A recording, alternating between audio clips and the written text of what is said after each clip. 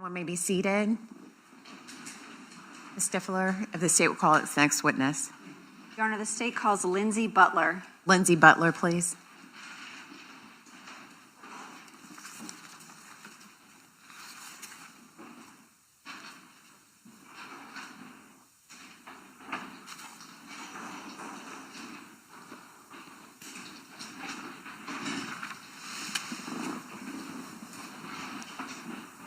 Will you please raise your right hand to be sworn in? Ma'am, do you solemnly swear or affirm the testimony you're about to give will be the truth, the whole truth, and nothing but the truth? So help you God. Right, this way. Watch your step, please. There's an incline.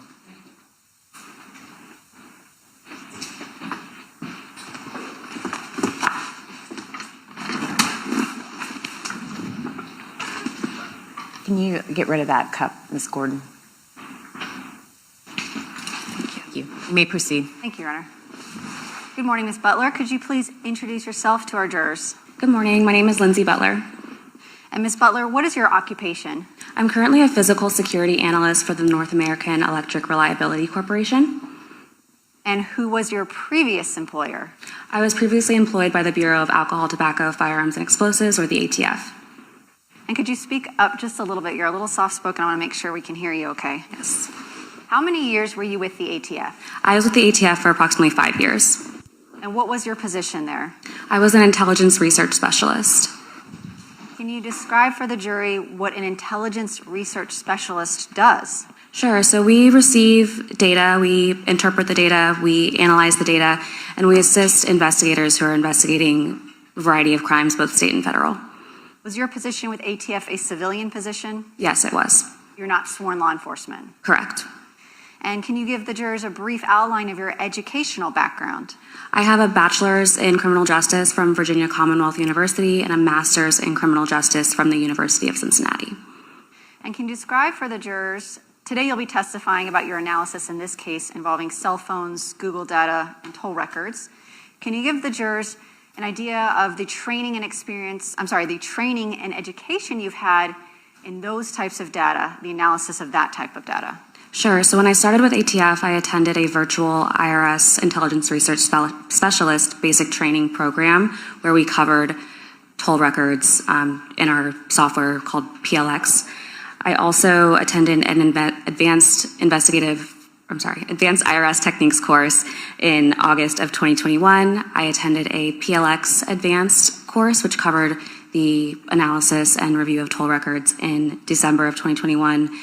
In August of 2022, I attended a 4-week in-person academy, Intelligence Research Specialist Academy, and then I also attended the FBI's CAST cell phone analysis training in the summer of 2023. You're trained in CAST, in PLX, and utilizing Cellbrite and other applications to review different types of data. Yes. I want to talk about your involvement in this case.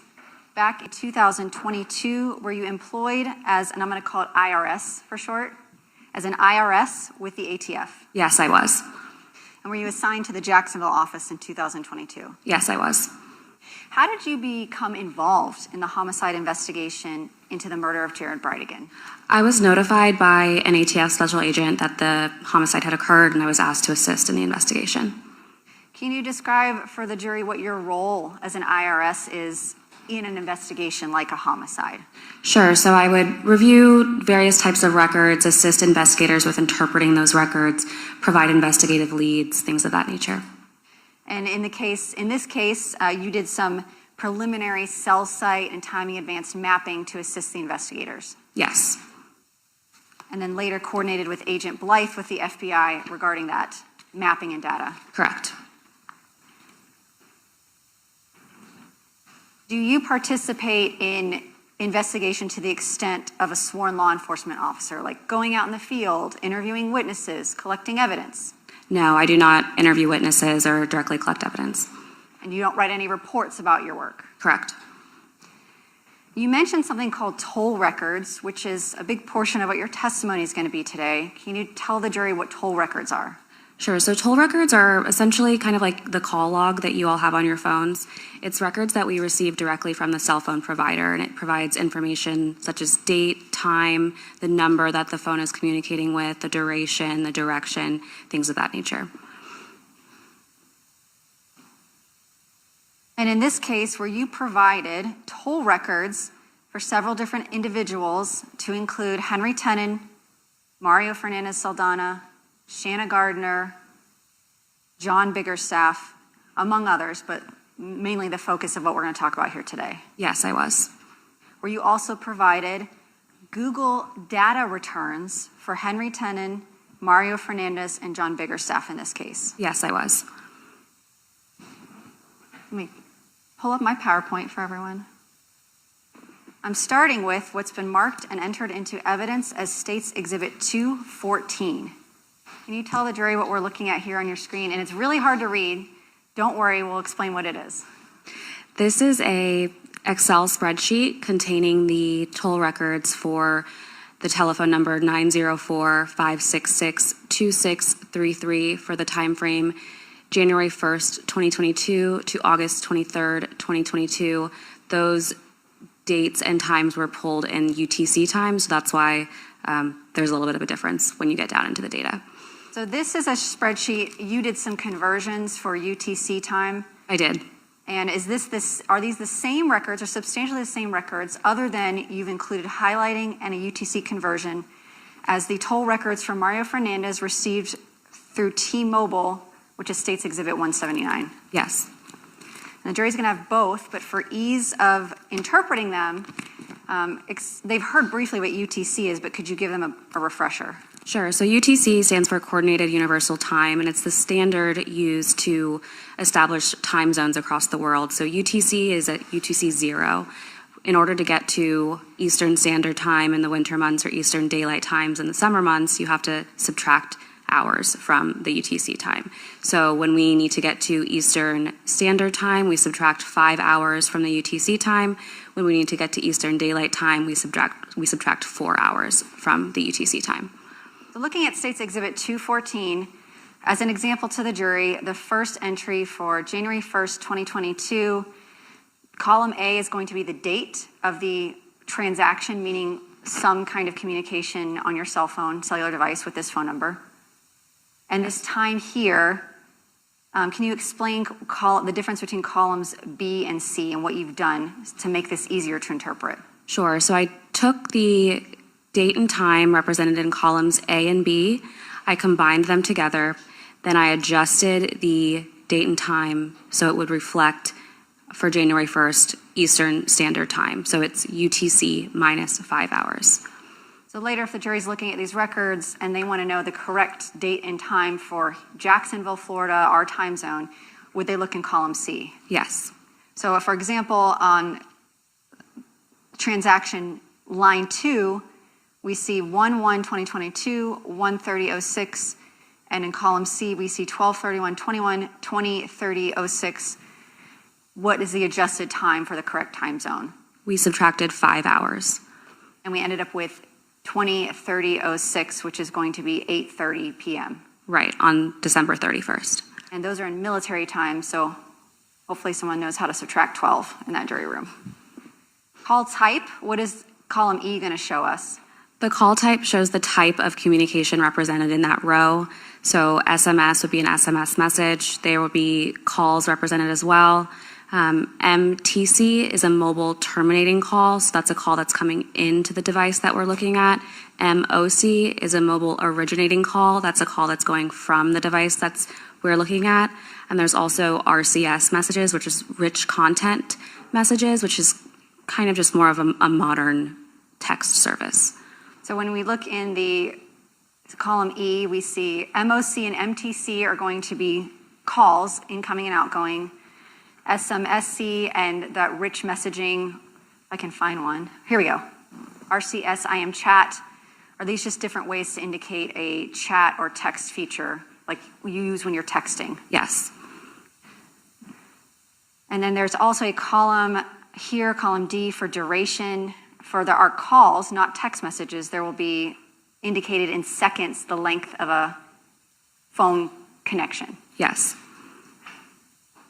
Column F, what is this going to indicate? That indicates the direction of the voice call.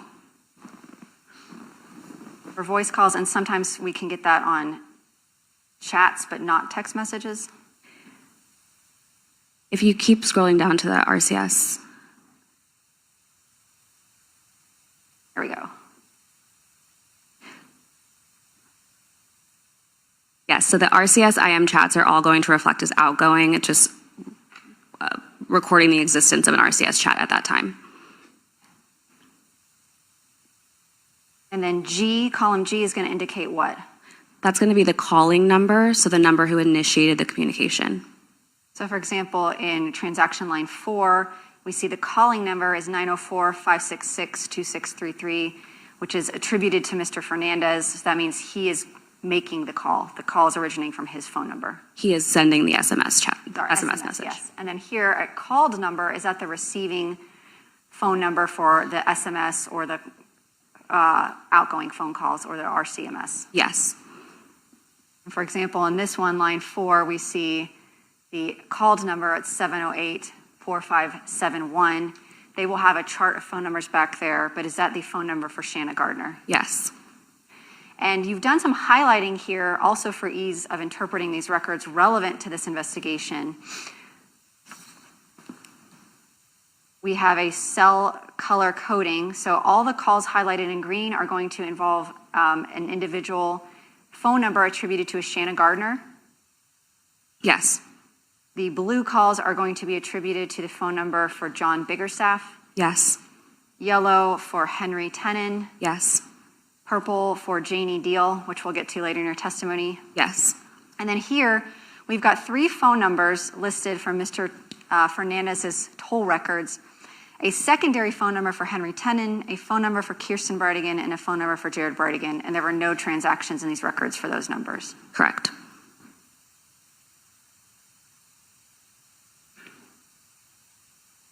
Okay, so I want to talk about some specific dates of interest within his toll records. Beginning with January 29th, 2022.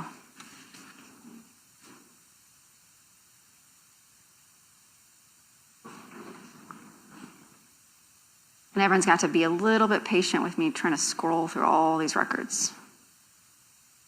All right, so we have, beginning on transaction line 1402 through transaction line 1451, all the tolls attributed, well, actually, I'm going to do this the other way. We're going to look at the UTC conversion in column C. We've got 1453 as the last transaction on the 29th, and 1407 as the first transaction on the 29th. Yes. I'm interested, one, these yellow highlights, what does that indicate about who these transactions are occurring with on January 29th, 2022? Those are communications with the phone number attributed to Henry Tenon. And the adjusted time on these in column C is, these appear to be SMS. Would that be text messages? Yes. The adjusted time appears to be 13-1302, 13-13-13, 13-15-13, and 13-15-26. Yes. We can see here that these messages, 3 of the messages originated from Mr. Fernandez's cell phone to Mr. Tenon's phone. 1 of the messages originated from Mr. Tenon's phone to Mr. Fernandez's phone. Correct. And what is the time in converted time from military to, or how we Americans like to say it? What are the times of these communications and transactions? 1:13 and 2 seconds p.m., 1:13 and 13 seconds p.m., 1:15 and 13 seconds p.m., and 1:15 and 26 seconds p.m. And we see here that there is some activity initiated by this phone number, meaning presumably initiated by Mr. Fernandez to send text messages. Correct. I'm going to call that active usage by the phone holder or the phone subscriber. Between this 1:15:26 p.m. text message outgoing from Mr. Fernandez to Mr. Tenon, is there any other active cell phone usage on the part of Mr. Fernandez or whoever's holding his phone in the time frames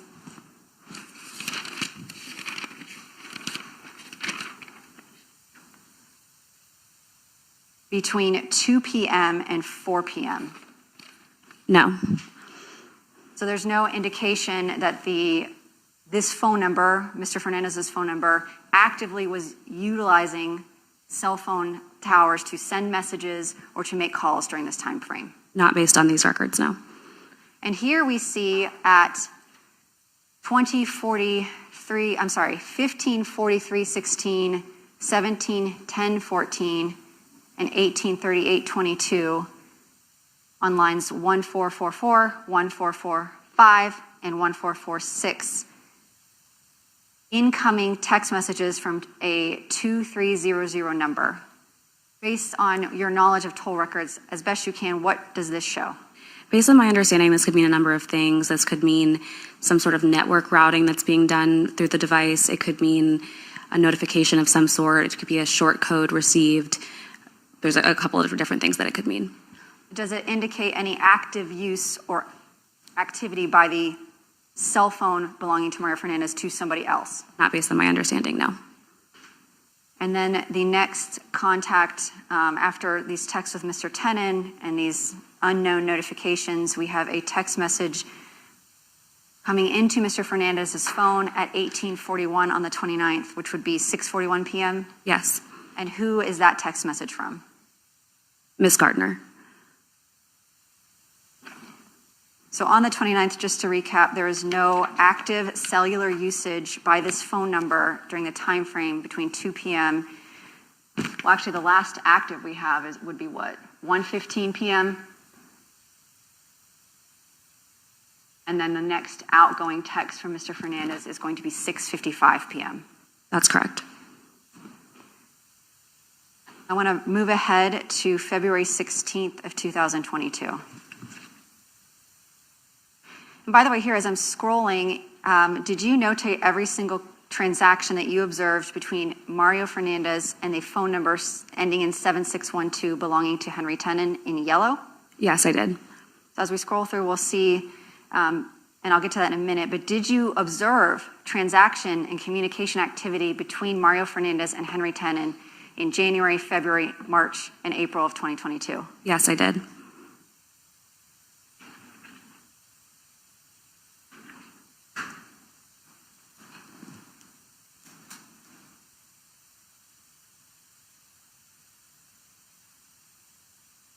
So we're moving ahead. We see some highlighted transactions on February 15th, 2022 between Mr. Fernandez and Mr. Tenon, beginning in lines 2, 3, 6, 4, and continuing on. And on that same date, we see highlighted in blue a number of transactions, and whose phone is indicated by the blue highlights. That's the number attributed to John Biggerstaff. So on February 15th, we have communications with Mr. Tenon and then communications with Mr. Biggerstaff. Correct. Moving to the 16th, I want to talk about a time frame.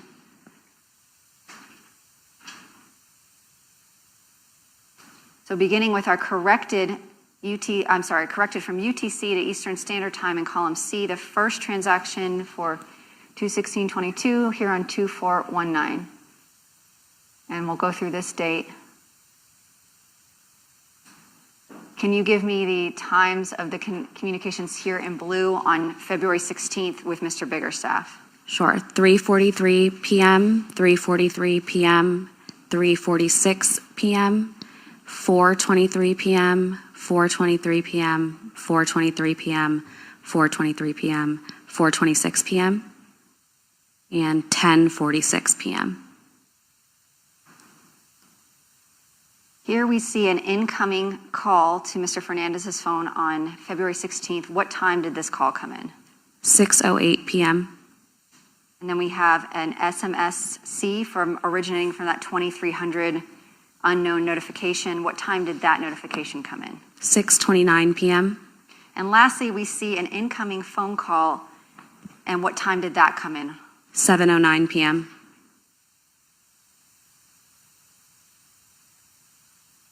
Ms. Butler, you had mapped data previously. Have you had the opportunity to review Agent Bobby Blythe's slides regarding timing advanced data mapping for Mr. Fernandez's phone on February 16th? Yes. And And we have here on State's Exhibit 182, slide 41. Have you seen this slide previously? I have. And it shows here a timing advanced transaction at 7:09:53 p.m. And does that generally correspond with the last cellular activity on his phone during this time frame here in line 2441? Yes. Is there any cellular transactions between 7:09 and actually I'll just ask you this. When is the next cellular transaction in the records after that 7:09 p.m. on February 16th? 10:46 p.m. Are there any cellular activities between those two time frames in these records? No. And you've reviewed Agent Blythe's slide that also indicates there are no timing advance records for an overlapping portion of time to the toll records that you reviewed. Correct.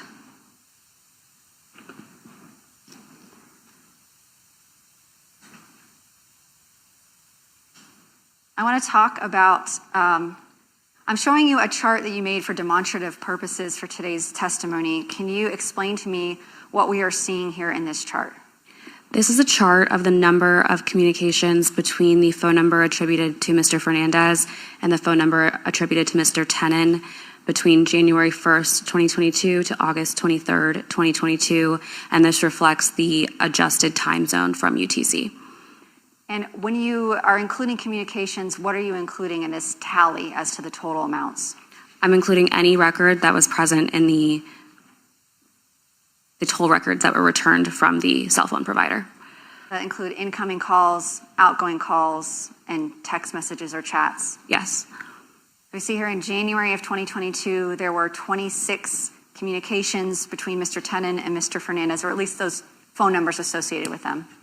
Yes. And in February, how many communications were there between the two of them? 37. In March? 32. In April? 21. In May? 9. In June? 5. In July? 2. In August? 0.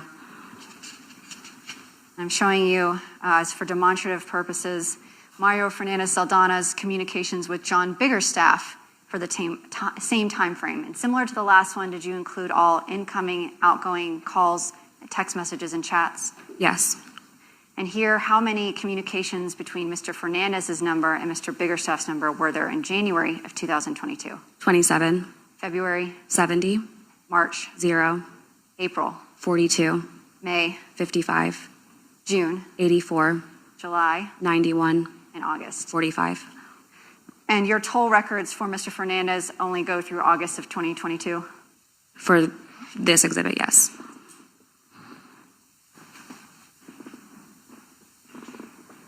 I want to ask about one more date in these records. Actually, two more dates.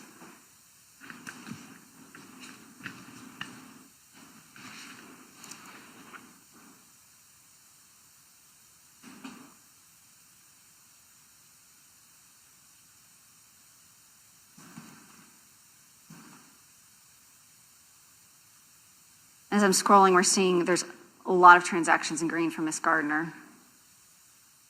I want to ask about these transactions here for March 10th of 2022. Highlighted in yellow, beginning on line 4185 through lines 4192. These are transactions with Mr. Tenon, and can you go through them, just these few highlighted ones, line from line, and say what time they were and what type of communication, and from whom to whom? Sure. The first one was all on March 10th at 3:16 p.m., a text message from Mr. Tenon to Mr. Fernandez. The second was at 3:17 p.m., a text message from Mr. Tenon to Mr. Fernandez. The third was at 3:28 p.m., a text message from Mr. Fernandez to Mr. Tenon. The next one was at 3:36 p.m., a voice call from Mr. Fernandez to Mr. Tenon. At 3:48 p.m., another voice call from Mr. Fernandez to Mr. Tenon. At 4:12 p.m., a text message from Mr. Fernandez to Mr. Tenon. And then finally at 4:36 p.m., an incoming voice call from Mr. Tenon to Mr. Fernandez. And we see some of these calls include duration data. For this call on line 4188, how long was the duration of that call? 4 seconds. And then here at this call on 4192, what was the duration of this call? 1,638 seconds. About how long is that? How many minutes would that be? I believe it's approximately 27 minutes.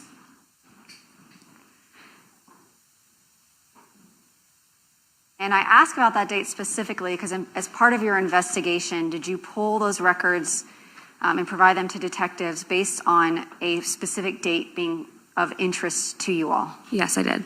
And what was the date of interest to you when you looked at these records and pulled those March 10th phone calls? Based on my understanding, on March 9th, the Jacksonville Beach Police Department released images of the suspect vehicle, the blue Ford F-150, to the media. Do you know the total duration of minutes total from these records between Mr. Fernandez and Mr. Tenon for these transactions from January through July of 2022? How many minutes total did they speak over this 7-month time period? It was over 10,000 seconds, approximately 176 minutes, which is approximately 3 hours.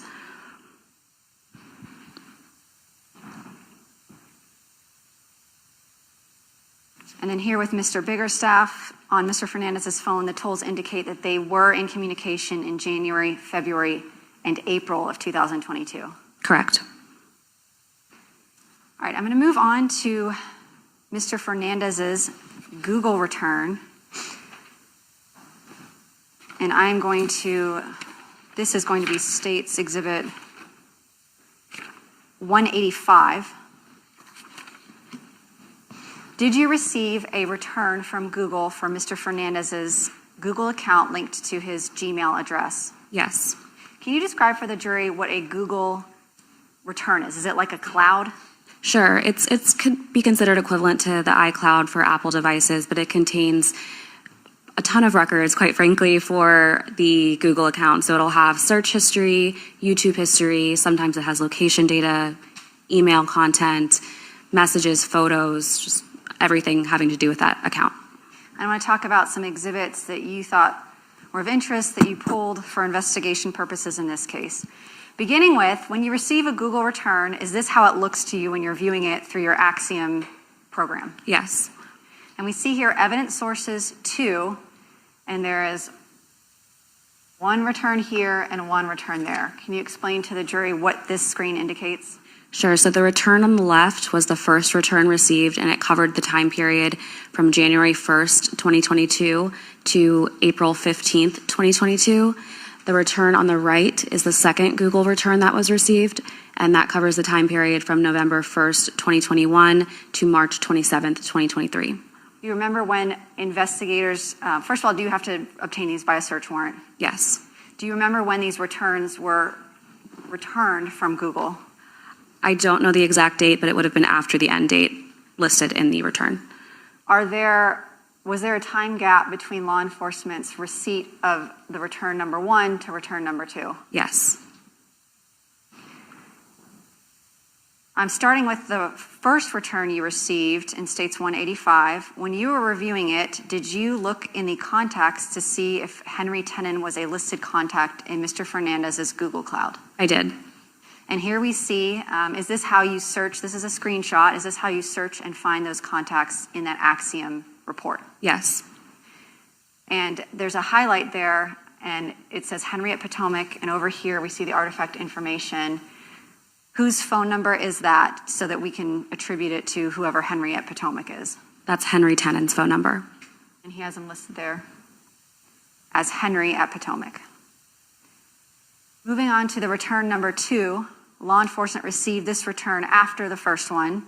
Did you also review to see if Mr. Tenon was a contact in the second Google Cloud return for Mr. Fernandez? I did.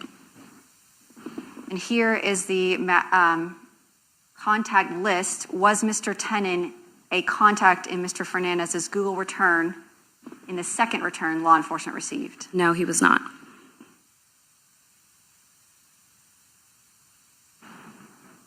I want to talk to you about some analysis you did of deletion data in Mr. Fernandez's Google account. Are you able to go into someone's Google return and see if they have deleted data from their Google account? Yes. Can you describe to the jury where you look and how you find that? Sure. So within the Google return, there's a folder called My Activity that contains information about activity associated with the account for different Google products. So there'll be Chrome data in there, search data. There's also a folder titled Deletion Markers. And within that folder, there is a file that contains the records of the deletions processed from the account. Did you pull spreadsheet reports of the Google deletion data in Mario Fernandez's Google returns? Yes.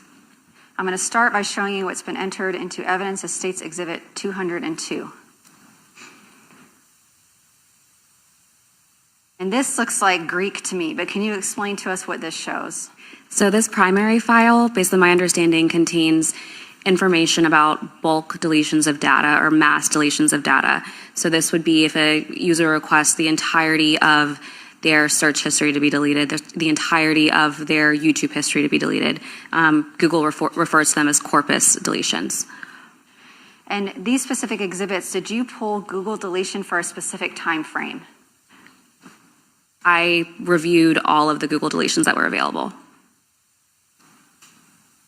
In coming to understand and learn how to interpret these records, have you personally yourself had training or conversations with members of Google in order to understand and interpret these records? I did speak with members of Google's law enforcement team, yes.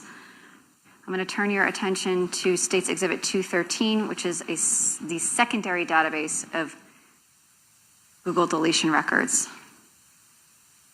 Can you explain to the jury what is contained in, based on your experience and your conversations with the Google law enforcement team, what's contained in this database?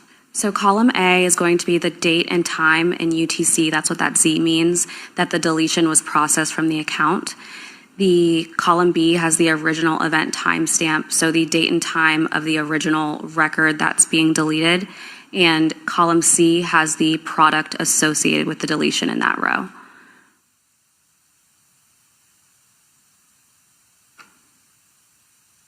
And here in the secondary database, we see that there was a total of 11,511, well, 510 if we take out the top deletion markers. But I want to ask you about specific time frame. Did you look at deletion markers for a specific time frame in this case? I mapped all of the deletions, and when I did that, it allowed me to focus in on a more specific time frame. Was there a statistical, I won't say outlier, but something of statistical significance to you when you mapped the deletion of the Google records? Yes. And have you prepared a chart showing that deletion rate over time? Yes. And does that chart fairly and accurately show the data when it's mapped out in terms of the volume? Yes. I'm showing you what's been entered into evidence as State's Exhibit 215. This is a Google deletion data by processed date chart. And can you explain to the jury what we're seeing here? Sure. So this is using the secondary database that we just viewed, or the secondary spreadsheet that we just viewed. And it is breaking down the number of processed deletions by date for the entire time period that we had records for. And as a data analyst looking at this chart, what stood out to you as being of potentially evidentiary value? March 1st of 2022. And why did that date stand out to you? Because there were over 5,000 processed deletions on that date. And was the date, did you look at the time and date range of these deletions? I did. When they started and when they ended? And can you give the jury idea of when they began? Sure. So for the March 1st date specifically, the deletions started early in the morning, approximately 06:11 hours. And I'm not sure exactly when they ended, but the bulk of the deletions on that day were at 06:11. And during your work on this case, was there something significant in the investigation that occurred on March 1st of 2022? Yes. What was that? That was the date that Mr. Fernandez and Ms. Gardner were interviewed by Jacksonville Beach Police for the first time. And to your knowledge, Mr. Fernandez spoke to Jacksonville Beach Police on February 28th to arrange to come in on March 1st for his interview. I believe that the contact was made through Ms. Gardner, who then contacted Mr. Fernandez. And are these deletions prior to when he would have arrived at the Jacksonville Beach Police Department for his interview? Yes.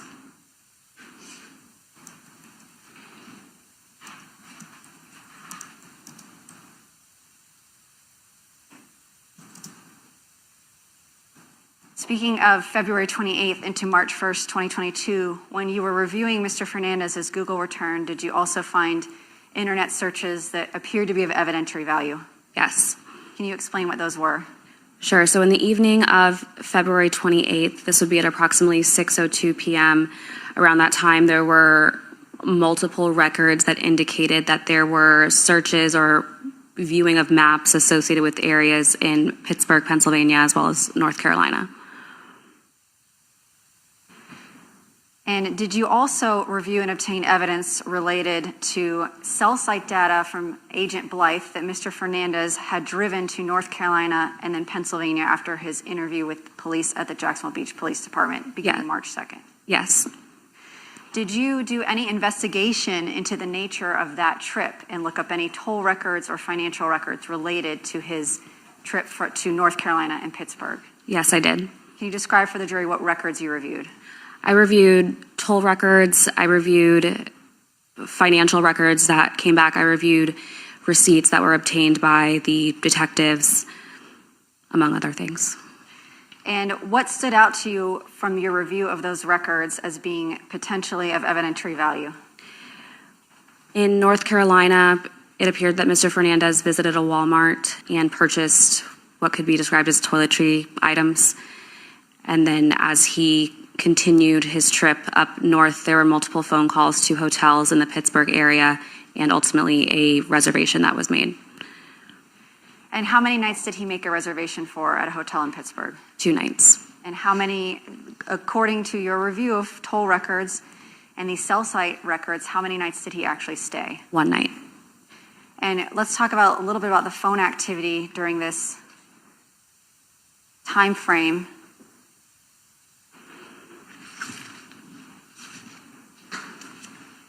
From March 2nd to March 6th.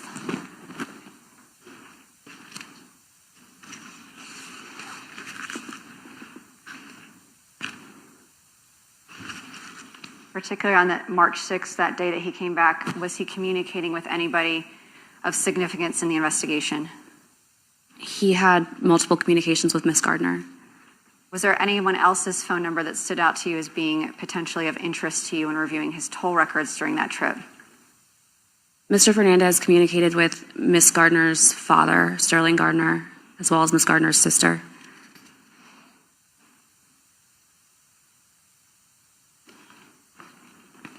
And since the jury hasn't seen it yet, I'm going to show you the documents that you recovered as part of the investigation. Is this a receipt that members of Jacksonville Beach Police Department obtained for Mr. Fernandez at the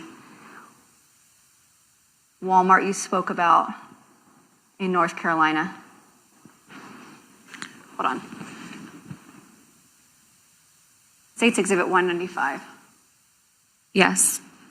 And you said that he purchased some, what you would consider to be toiletry items. Yes. Why were these records, the toll records, the financial transactions, the searches, and the cell site data, why was that significant to you? It seemed that the trip might not have been planned very far in advance, and it also coincided with the CPT interviews that were being conducted of the 2 juvenile children in this case. I want to talk to you next about the Google return you received for John Biggerstaff. And this is going to be contained in State's Exhibit 187. Did you receive a Google Cloud return for John Biggerstaff similar to the one you received for Mr. Fernandez? Yes. And was that received via search warrant? Yes. So here on State's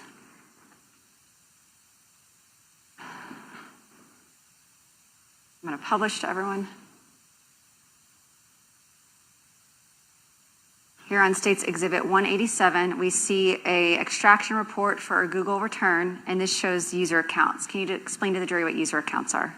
So these are accounts that are associated with the Google account that the search warrant was obtained for. And we see here we have biggerstaffjohn904@gmail.com and a user ID for a Google account. Were you able to search through Mr. Biggerstaff's Google Cloud, including his web searches and web browser history? Yes. And in doing a web search, did you find some searches involving firearms and ammunition. Yes. Before we get to that, was the date of those searches significant to you based on cellular data that you had mapped and that later Agent Blythe had mapped? Yes. And what date are we talking about? January 25th of 2022. And what had the cellular data shown about January 25th, 2022? It showed that Mr. Fernandez's device was in the area of Mr. Biggerstaff's residence from approximately 1500 to 1630 hours, so approximately 3 p.m. to 4:30 p.m. And when you were going through Mr. Biggerstaff's search history for that date, January 25th, 2022, what type of searches did you find? I found searches for 10 millimeter. The search says 10 millimeter Glock pistol, and that was at 8:15 p.m. on January 25th. And these are not converted out of UTC the way that Google has them here. So when it says UTC, does that mean the jury needs to subtract 4 hours? Subtract 5 hours. 5 hours. So we're still in Eastern Standard Time. Yes. Subtract 5 hours. So explain to the jury, is this how the data appears to you when you look at the Google records? It is. We have on our slide here 3 searches. The first one, Glock 20 Gen 4. Second is 10 millimeter Glock pistol, and third is 10 millimeter Glock pistol. And then the next slide, we see in the same time frame a Chrome search. And what does this indicate? It's indicating that the account visited the website listed here, so guns.com, looking at Glock G20 Gen 4s. And are you able in the return to actually see a screenshot of the page that was visited captured at the time that it was visited? Yes. And so moving through the slides we have here, is this what Mr. Biggerstaff would have visited at guns.com when he clicked on those Chrome searches? I cannot say that this is exactly what he would have seen, but this is what pulls up when you click that link. And we see a couple photographs of Glock G20 Gen 4 10 millimeter pistols.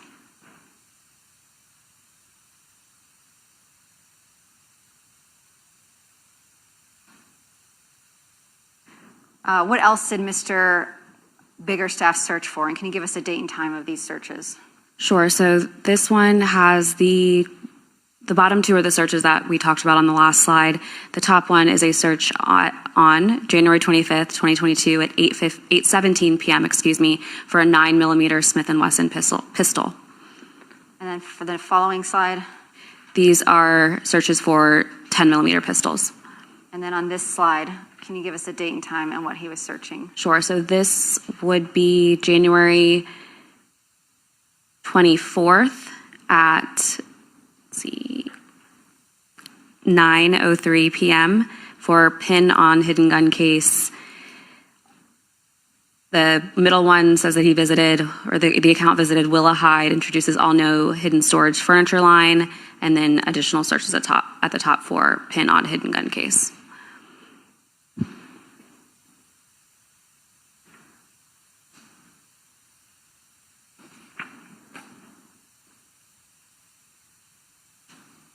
Okay, the last date I want to ask you about of being of some significance is August 18th, 2022. Was that a significant date in the investigation? Yes. And why was that a significant date? That was the date that Henry Tenon was initially arrested for driving-related charges.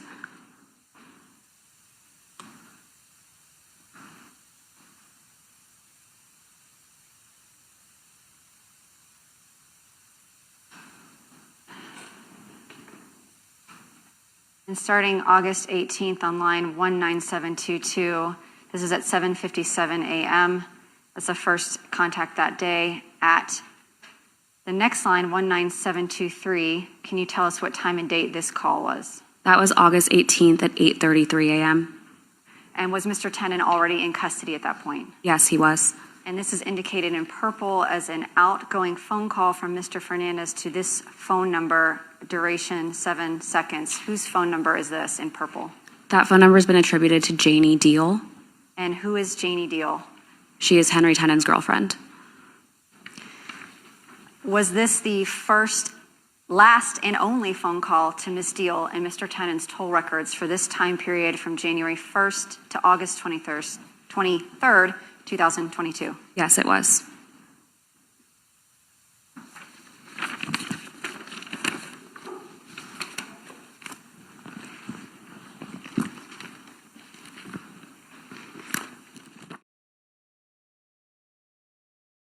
Last thing I'm going to show you is State's Exhibit 207. As part of your IRS duties, do you also do research on individuals, obtaining photographs, background information, associated addresses, that type of Yes. information? And did you find a photograph of Mr. Fernandez and Ms. Gardner that was taken after the death of Jared Bridegan? Yes. Is this the photograph here in States 207? Yes. Where did you obtain that photograph? I obtained this photograph from a blog, so Shelly.com. And who is Shelly? Shelly Gardner is Shanna Gardner's mother. And do you remember approximately what date this photograph was posted? Let me check my notes.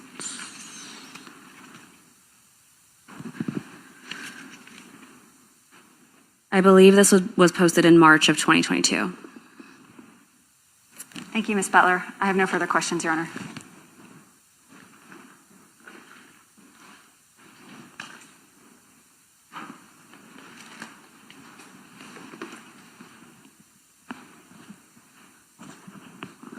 All right, members of the jury, you all wanted to take the break, correct? Is that right? Yes? Correct. Okay.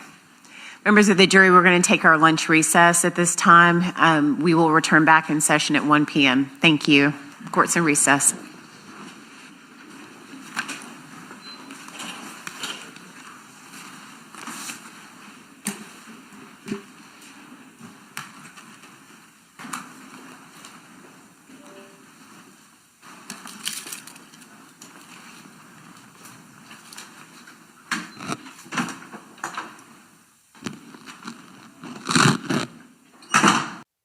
Is there anything we need to take up prior to bringing in the jury? All right, let's bring in the jury.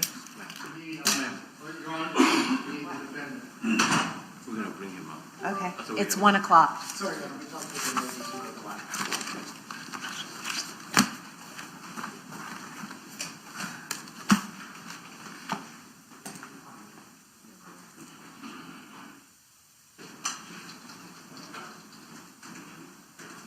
Go let the jurors know that we'll be with them in like 3 minutes.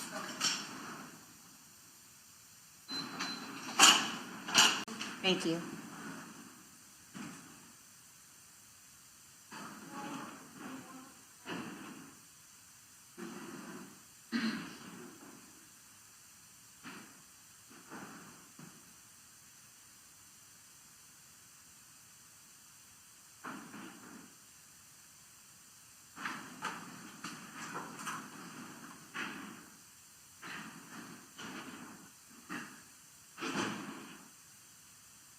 All right, welcome back, members of the jury. Everyone may be seated.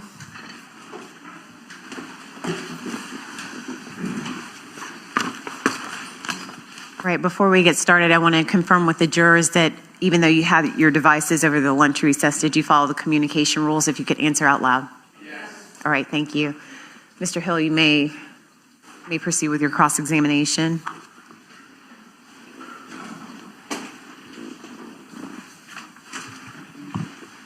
Good afternoon, Ms. Butler. Good afternoon. My name is James Hill. I didn't get to meet you during your deposition. It's nice to meet you this afternoon. Nice to meet you as well. My understanding, you're now in the private sector. Is that correct? Yes, I am. In this particular case, you specialize, I believe that it was IRS, Yes, that's the abbreviation for my position. and that was your primary and only duty in this case? Yes. You reviewed thousands of records, countless hours working, in essence, to help the investigative team try to narrow down to specific suspects. Is that accurate? Yes. And in that in particular, with regards to Mario Fernandez, is it your understanding that he was in essence a person of interest almost starting on day one? I can't classify what law enforcement classified him as, but I was told about Mr. Fernandez on February 17th. Yes, sir. So immediately after the homicide, you began to at least research into him. Yes, sir. This also included Shanna Gardner, Yes. John Biggerstaff, I didn't begin to research into Mr. Biggerstaff immediately, no.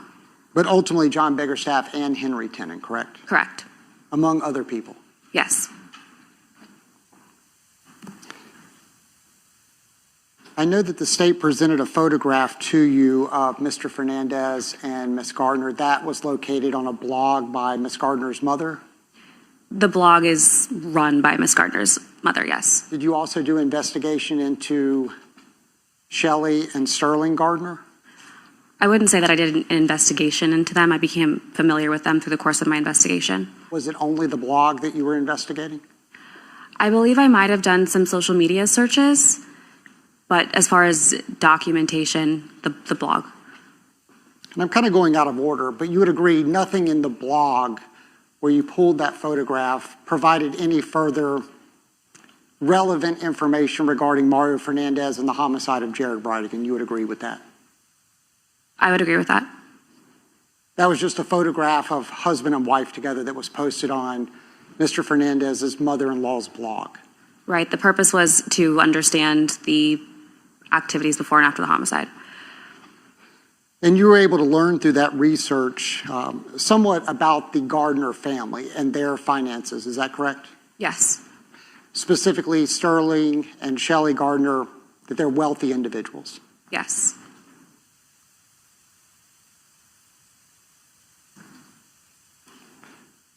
Would you agree that primarily through your research, the finances that Mr. Fernandez had were primarily tied to his marriage to Shanna Gardner? I didn't do enough financial research into Mr. Fernandez to be able to answer that definitively. Were you able to determine he earned an income from his rental properties? I don't recall looking into that specifically, no. Now I want to draw your attention back to the actual night of the homicide, February 16th. You provided some testimony that you made a determination that his phone was not communicating with the network during certain times. Correct. There were no cellular transactions during certain times. And that was information that ultimately was utilized by Agent Blythe? It wasn't utilized by Agent Blythe. I discussed it with Agent Blythe. But you're not an expert in that particular area, correct? I am not, no. So you're not able to draw any type of opinion from an expert standpoint as to what the lack of records or the presence of records actually means. Correct. I conducted preliminary analysis to provide investigative leads. And there's no dispute that there was also network data gaps at other points in that same evening. That's correct. My understanding is that that could be for several different reasons. A person could have their cell phone powered off, would be one reason. Yes, sir. Their phone could be placed in airplane mode. Yes. Yep. And for other reasons. That's correct. And that could be pretty broad. You would agree with that? I would agree with that. Some of that entirely out of the control of the person that actually possesses the device. I would say that's fair. For instance, T-Mobile, as it applies to Mr. Fernandez, whatever T-Mobile may be doing from a network standpoint would be outside of the control of someone with a T-Mobile device. That's correct. So if there's no timing advance records for a particular time period, and it's not because the phone is off or in airplane mode, that would be outside of the control of the user. Would you agree with that? It could be. And you're not able to testify specifically as to that first gap, as to whether or not it's off, airplane mode, or other. Would you agree with that? That's correct.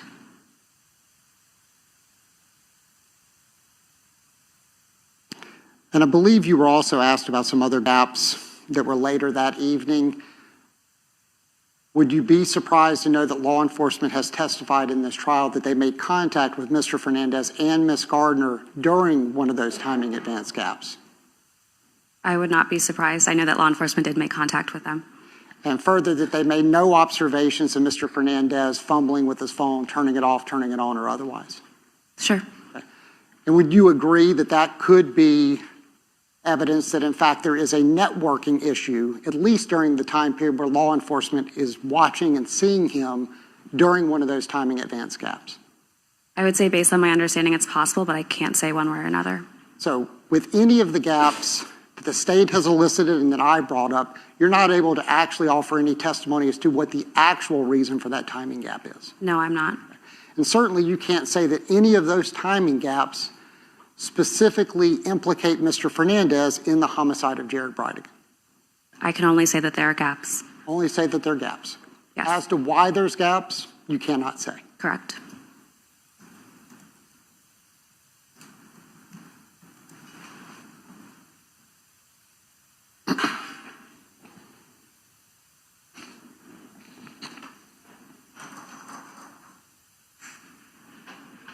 Now, my understanding, you did further analysis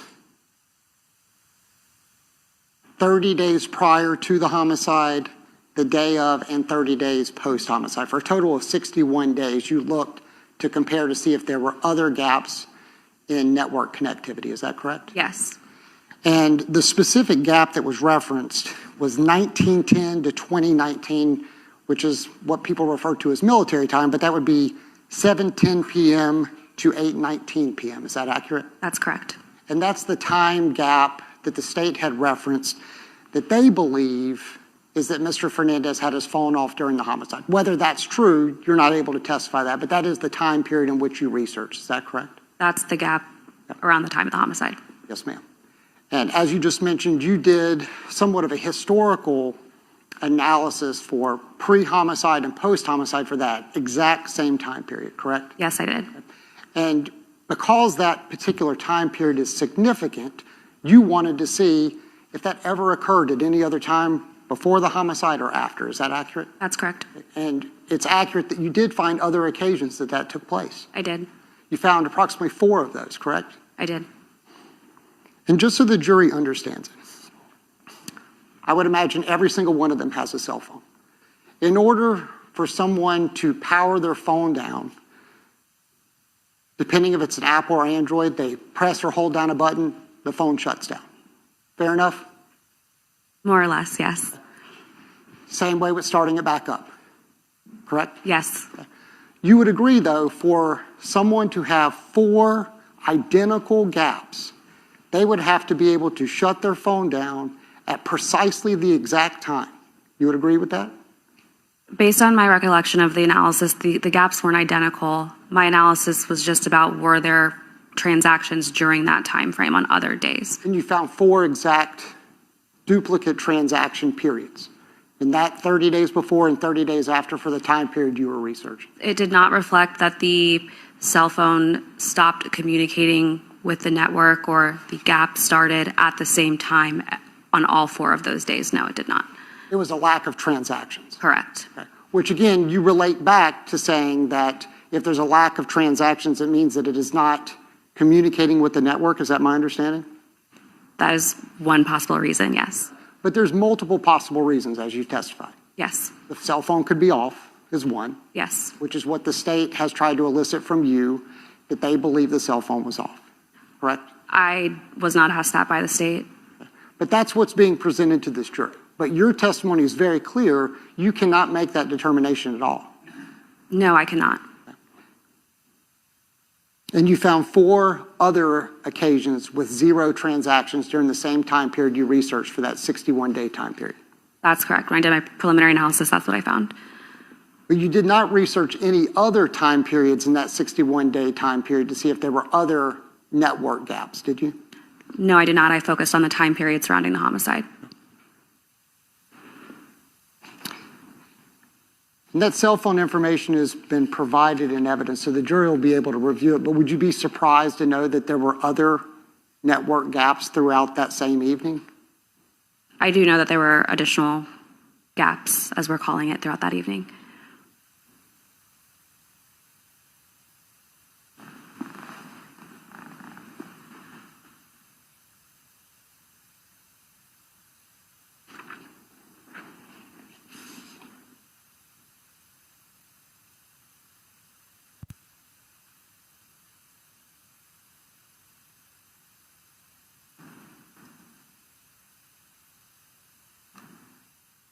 Other than me telling you this afternoon, did you know that law enforcement spoke to Mr. Fernandez during one of those particular network gaps? I may not be using the right terminology, but a gap in transactions? I knew that law enforcement spoke to him that night. I don't recall ever putting the two together that it was during one of the lack of transactions. And is that because you were more of a, and I don't want to diminish your role, but you were more of a data analyst as opposed to a law enforcement investigator? That's correct. I was an analyst and I did preliminary analysis.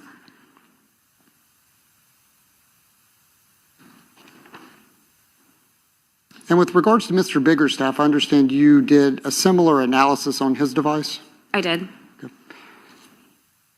And are you aware that there has been testimony that Mr. Biggerstaff was present at a location far away from Jacksonville Beach during the same time period? Yes. And he actually operates at the time an AT&T device, is that your understanding? Yes. Could that be for the same reasons as a T-Mobile device as far as off, airplane mode, or other? Based on my understanding, yes. And certainly you wouldn't be able to offer any testimony as to which of those particular options it would have been to cause that lack of network transaction. That's correct.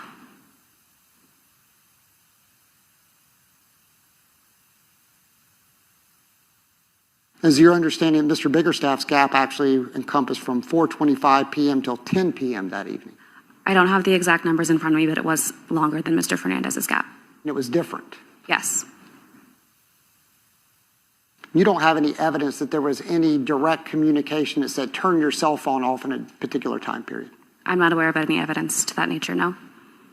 In fact, you don't have any evidence at all that you've reviewed from your data analysis of Mr. Fernandez trying to communicate with other people to coordinate powering down phones, putting them in airplane mode or other? I just have records of communications. I'm not aware of what the contents of those communications were.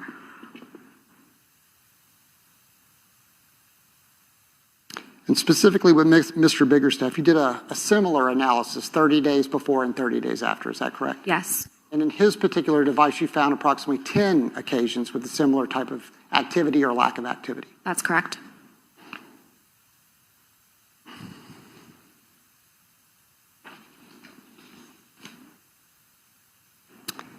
And since you've been involved in this case since, in essence, day one, you would agree with that? Yes. Okay. And when there's major breaks in the case, you're made aware of those, correct? Yes. You're aware that the truck was found. Yes. You're aware that Henry Tenon was arrested. Yes. You were made aware that Mario Fernandez was arrested, Yes. as well as Shanna Gardner. Yes. You've not been told that John Biggerstaff has ever been arrested, correct? Correct. Juan Biggerstaff never been arrested. Correct. No, the state also asked you with regards to some of your financial analysis. The date of the homicide occurred on February 16th. No dispute about that, correct? Correct. You found no evidence that Mr. Fernandez paid Henry Tenon any money related to this homicide or otherwise prior to February 16th, correct? That's correct. And you looked for that. I did review Mr. Fernandez's financials. I can't speak to exactly the start date and the end date. But certainly if you had found something to evidence a payment prior to the homicide, we would expect to hear that today. Yes. We would expect there would likely be a picture of a check or cash or otherwise that you would be testifying to on direct examination. Not sure what the evidence would have been, but I likely would have been testifying to it if I found We it. can agree none of that testimony was elicited to you earlier this morning. That's correct. Now, you did testify that there were 3 checks that you did find. I did not testify about checks. Have you identified those in your financial analysis? I have seen the scans of the checks. I was not the one that identified them initially, no. When you reviewed the financials, did you come across them at all? I remember seeing the checks in the financials, but I was not the one that initially located them. No dispute that those were after the homicide. That's correct. And that was approximately March and then April of 2022. Is that correct? Late March, early April, yes. No evidence that there were any payments after that April date. Not that I'm aware of now. And certainly you would be the one to likely assist or be the one to find those payments based upon what your role in this investigation was. I might have. I would say that I would be aware if there were. Now, this question is going to sound almost common sense. But you would agree a check, which not many people use anymore these days, has the name of the person or the company that's issuing the check. Correct. Okay? And someone in a position such as the ATF, the FBI, JSO, or Jack's Beach, they can certainly track down by way of the name of a person or a business to find out who wrote that check. Yes. Okay? And what else would be on there is the person's signature that actually signed the check. Correct. Okay? Wouldn't be hard to find because you have the person's name and their business or their address listed on the check. That's correct. Okay? Now, the state has somewhat alleged that this is hiding in plain sight, but it certainly could be the opposite. It could be for legitimate purposes. Would you agree with that? It could be. None of those checks, and you've seen copies of those checks, correct? I have. They certainly don't say murder of Jared Bridegan on there, do they? That's correct. They do not. Okay. They say landscaping for one, Yes. tree work for another, or excuse me, landscaping and tree work and then roofing for another. I'm not sure about the exact wording of the first one. The second one does say roofing. Okay. And then one said Kickstarter. Kickstarter, good luck. Okay. And were you made aware that once the truck was recovered in the search of the Potomac property, they actually found a business plan for Mr. Tenon? I remember hearing about that. I'm not sure. I don't know that I knew that it was found in the Potomac house. If I represent to you that law enforcement recovered that, would you take my word for it? Yes. Okay. No dispute that a handwritten check with a signature and the writing in the memo line with the name of your business is a pretty identifiable instrument. It's identifiable, yes. Much easier to trace than cash. That's correct. Certainly better than crypto. That's correct. All ways that people committing crimes and issuing payments may utilize to avoid having it traced back to them. Yes, there are a number of ways to accomplish that. But in this case, the only payments that you found or were found by law enforcement with your knowledge was by way of these 3 checks. To my knowledge, yes.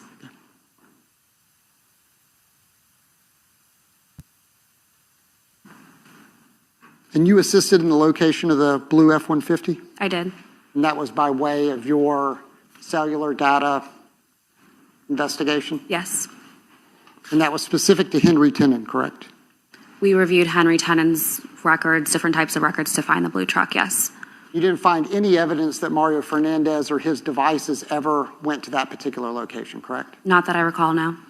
No connection to that location that you're aware of, correct? Not that I'm aware of, no. And certainly, as you mentioned, you have knowledge of the major breaks in the case. Yes. Had there been a connection between the property where the F-150 was found, you would expect you would have known that. If it was determined, if there was a connection determined to exist, I believe I would have known that, yes.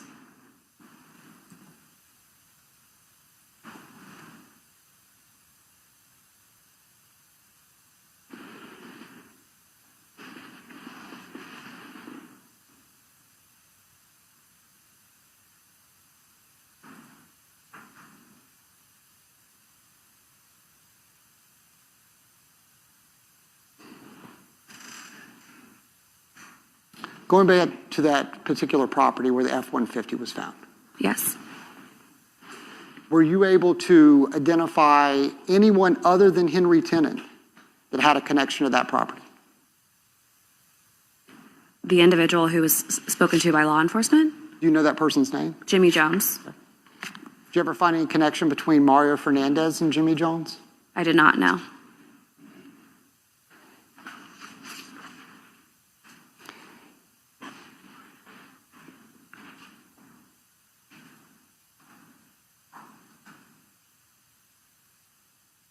After those 3 checks, which was March and April, no disagreement that there was no evidence of payments November of 2021 from Mario Fernandez to Henry Tenon. Not that I'm aware of, no. None for December of 2021. Not that I'm aware of, no. Nothing in January of 2022.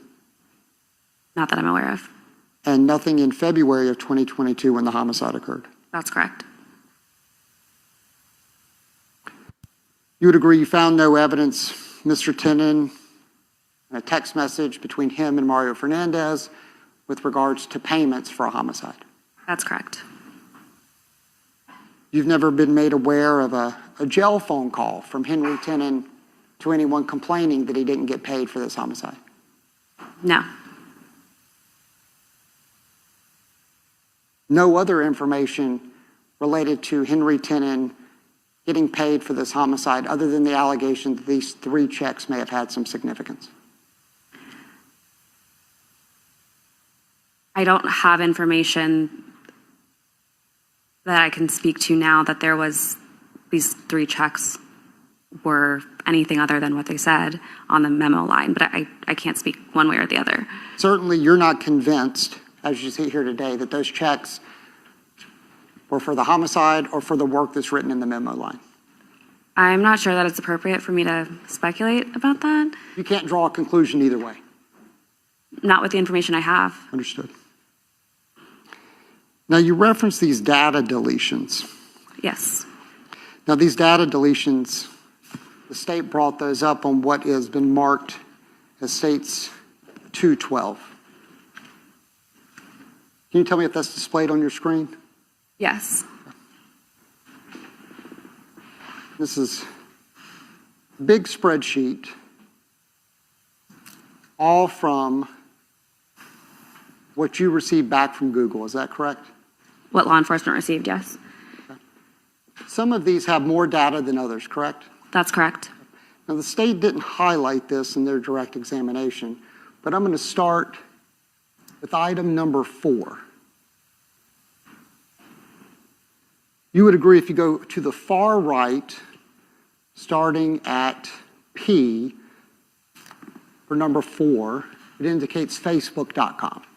You see that? Yes. Okay.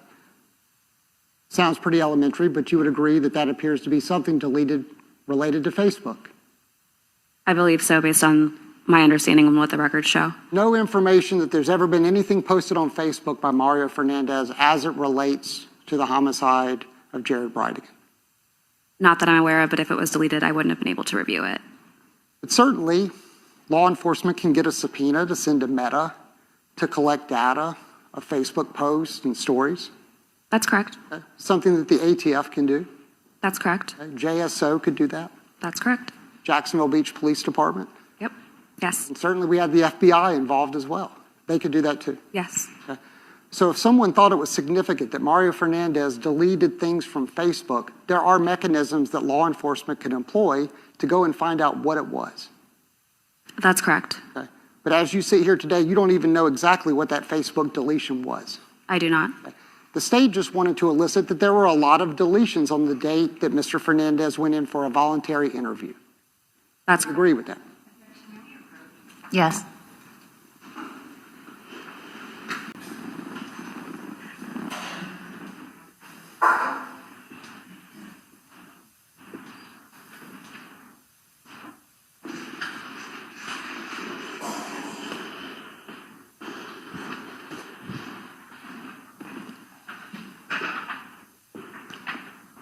Right. Mr. Hill.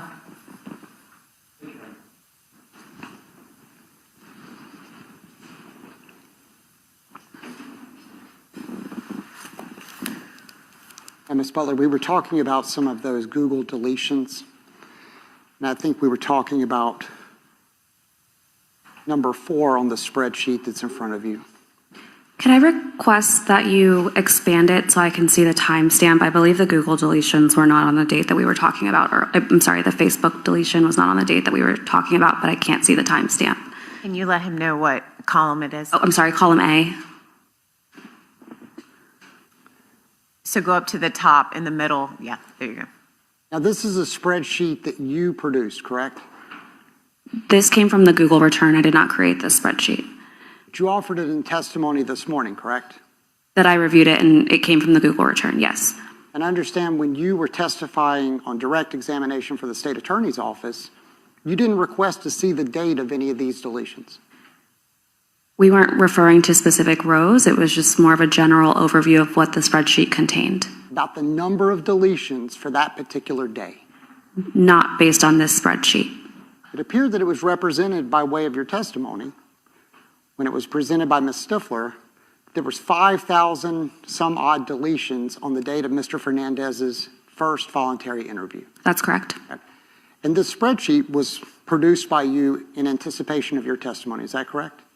Yes, the spreadsheet is not the spreadsheet that details every single deletion made on a specific date.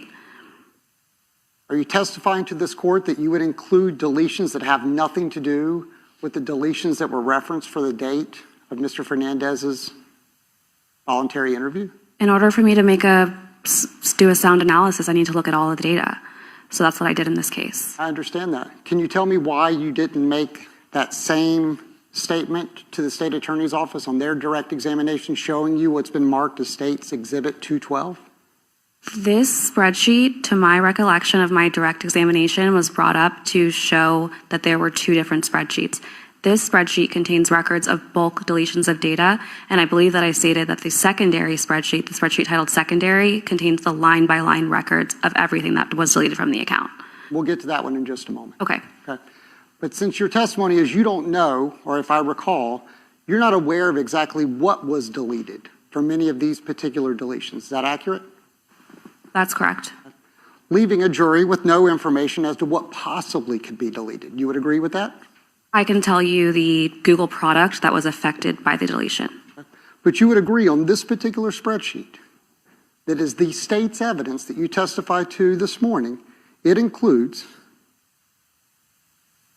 pull it over so they can see, includes items such as Facebook. You would agree with that? It includes URLs. Okay.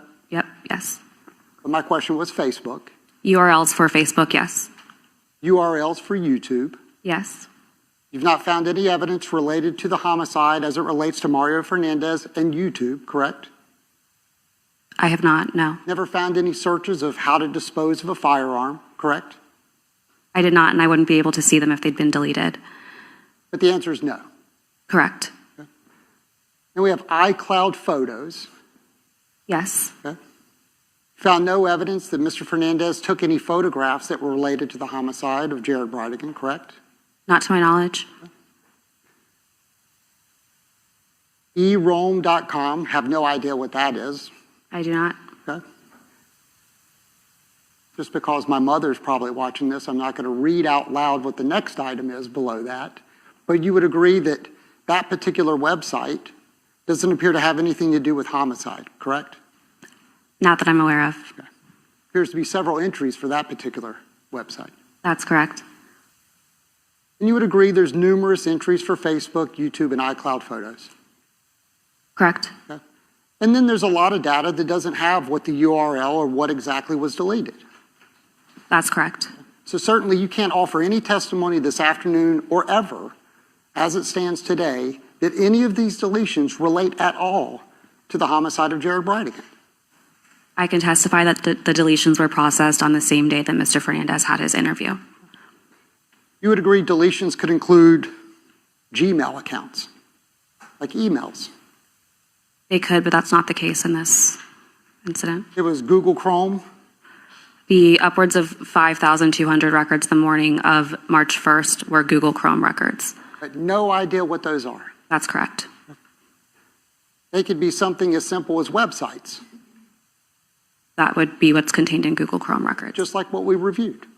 Facebook, iCloud, pornographic websites, anything. They could be, yes. And by could be, meaning you're not convinced that any of those deletions are actually related to the homicide of Jared Bridegan. All I can say is that they were processed on the same date of the first interview.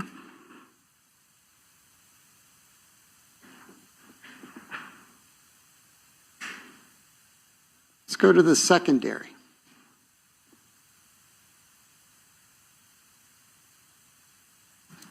This is the one that you mentioned that was line itemed. Yes. Similar to my previous question, nothing to indicate exactly what was deleted. Just the Google product affected. Google Chrome. For what's on the screen right now, yes. As to what that is, you could never testify it has anything to do with the homicide of Jared Bridegan I can just say that it's Google Chrome.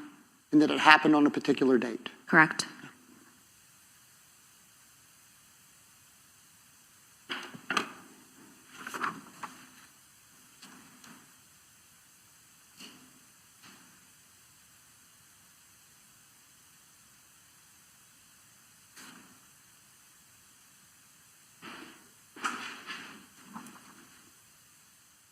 You made mention in your direct examination that there were some map searches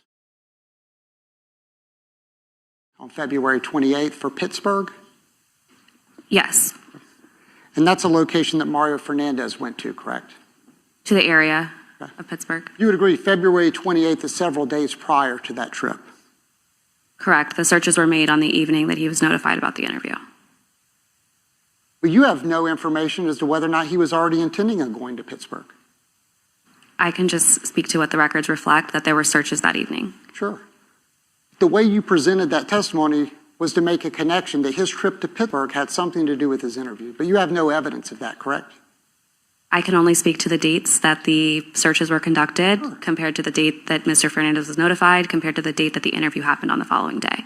He did the search prior to going on the trip, That's correct. okay? And he didn't go to Pittsburgh and avoid going in for his interview, did he? No, the interview happened before. Yes, Voluntarily and sat down with law enforcement and gave a lengthy interview. correct. He could have, if he had chosen to, declined that interview, I believe he could have. right? He wasn't under arrest. Correct. It was voluntary. Correct.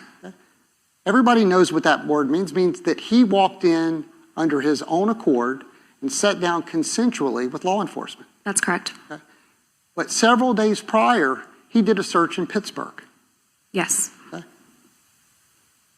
So you have no evidence one way or another has anything to do with the fact that he was going in for an interview. I can just say that it happened the day before his interview, and the trip ultimately coincided with the CPT interviews of the children. But again, whether one thing has to do with another, you have no evidence. I can only speak to the dates. You can only speculate. I can speak to the dates.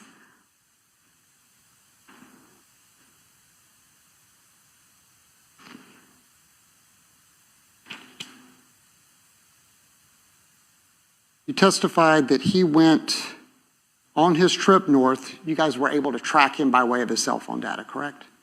That's correct. Didn't appear that he purchased a burner phone or anything to try to not be tracked. You would agree with that? Not that I'm aware of, no. He used his debit card or credit card? I don't recall which card he used, but there were records of his financial transactions, yes. You mentioned, I believe it states 195. Your Honor, may I approach the evidence? Yes.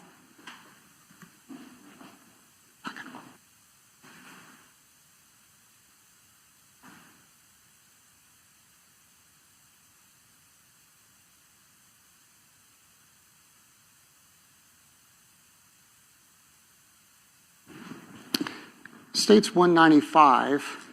Bear with me 1 second, please.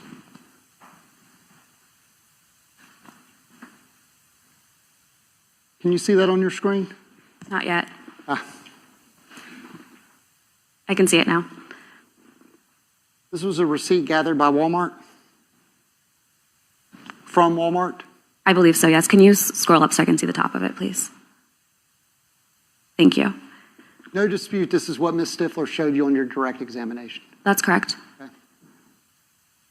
Floss swords, Yes. any idea what that is?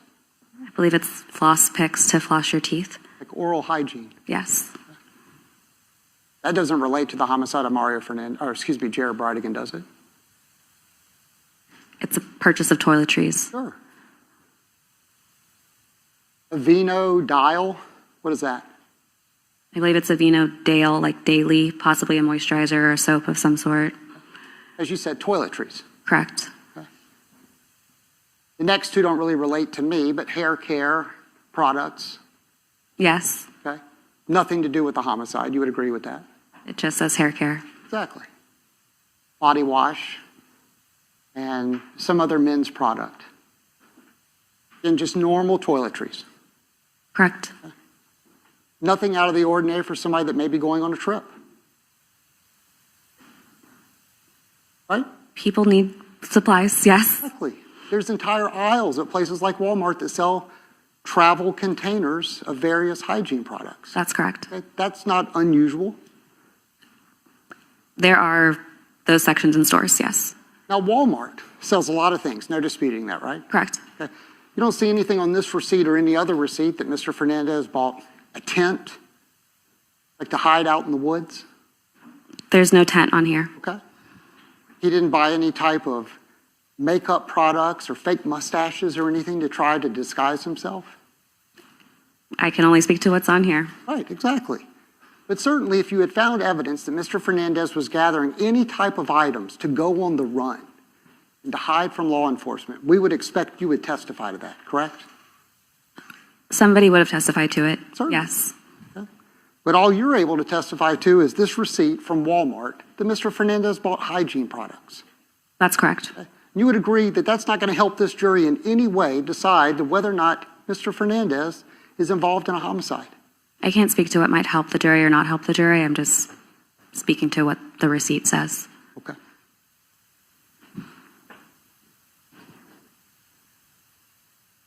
And on this particular receipt, it does say credit card approved. Were you able to determine that that was Mr. Fernandez's credit card? I believe it did ultimately match the financials we had available for Mr. Fernandez, yes. So again, there was no effort by way of financials for him to try to mask where he was going and what he was paying for. He used a credit card, yes.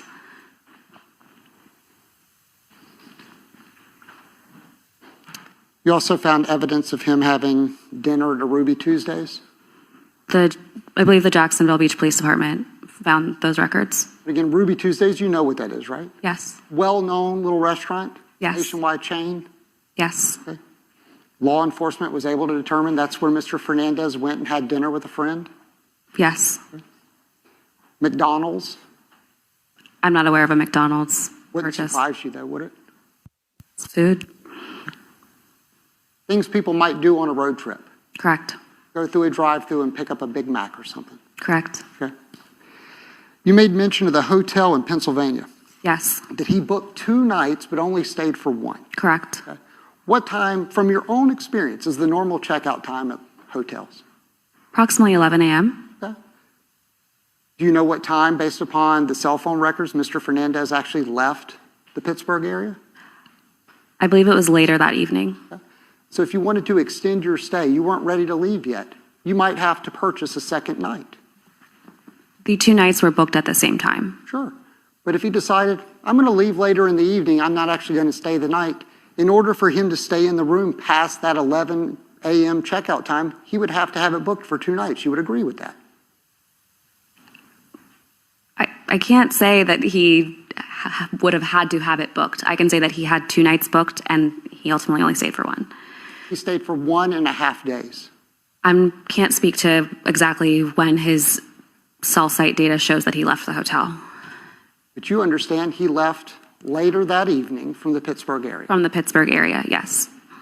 You can't tell this jury that he didn't stay in the room later throughout the day and decided to leave that evening. I cannot right now based on my preliminary analysis that I did. Certainly can't say whether he decided to leave early or later has anything to do with the homicide of Jared Bridegan. I, again, can only speak to the dates that it occurred. Exactly. You understood at the time Mr. Fernandez had access to a lot of money. I think that's fair to say. Okay. So it wasn't going to break the bank, so to speak, if he were to book a second night and not end up staying the entire night. He had financial resources. Again, it wasn't going to put him out on the street by having a second night that he didn't stay for. That's correct.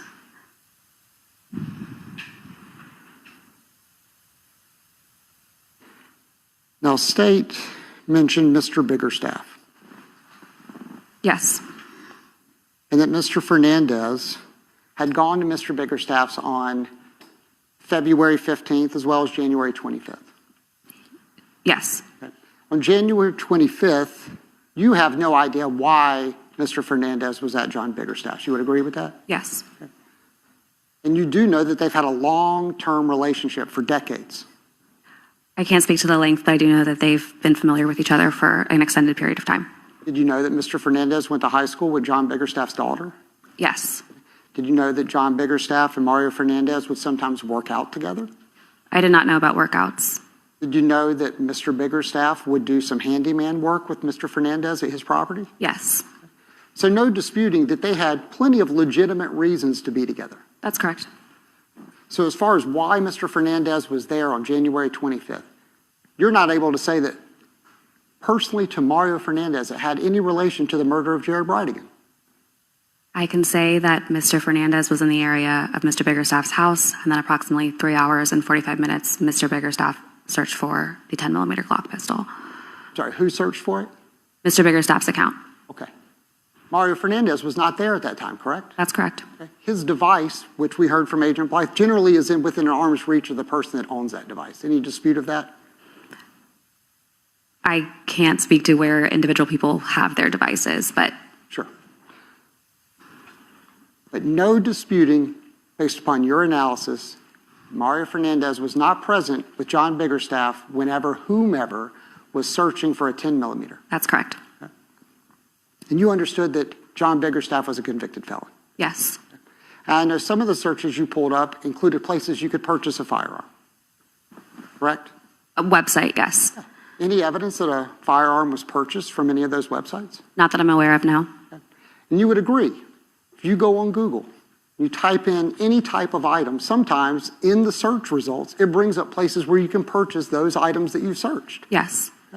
So, for instance, if I were to Google right now on my cell phone, Glock 40 Gen 4, 10mm, some of those return results might be places I can purchase that firearm. That's correct. In the case of Mr. Biggerstaff's account, there was indication that he visited the website. Sure. But there's no indication that he purchased anything. Correct. Whether he wanted to go in and look at a firearm he used to own because he had an affinity for firearms, you're not able to testify one way or another. I believe it was a different firearm than the one that he owned, but you're right, I can't. Sure. You worked for ATF. Are you aware that there's three different models of a 10mm? Of the Glock 10mm? Sure. I'm not, but I believe you when you say that. Okay. So whether or not he's clicking on the exact one he owned or a newer generation, you're not able to testify to that. I can testify that the one that he owned, based on my recollection, was a 10mm Glock 40 Gen 4, and the one that he clicked on was a 10mm Glock 20 Gen 4. Okay. So now we have two different Glock 10mm that have now been brought up in this case. You understand that? One that was owned by Mr. Biggerstaff. Sure. And what your testimony is that he actually clicked on a different model of that 10mm. Yes, Okay. And again, no evidence that anything was purchased. that's correct. Are you aware that the allegation is it was a Glock 10mm 40 that was used in this homicide? I'm aware. Okay. So you would agree a Glock of a different model is unrelated to this homicide? I will say that the search did not specify which was which. But you just testified that tell us again, which Glock did he click on? He clicked on the G20, you're right. Okay. And it's alleged that it is a 40 Gen 4. Correct. Okay. You would agree those are two different models. Those are two different models. Caliber. Yes, And you would agree the one he clicked on is not what is alleged to be used in this homicide. that's correct. Did you review all the searches that Mr. Biggerstaff made, or at least were made on his device? I can't say that I went line by line through them, no. You brought up a 9mm Yes, Smith & Wesson, yes, not used in this homicide, correct? not to my knowledge. Would it surprise you that he searched various military bases in South Carolina? I don't recall that in his search history.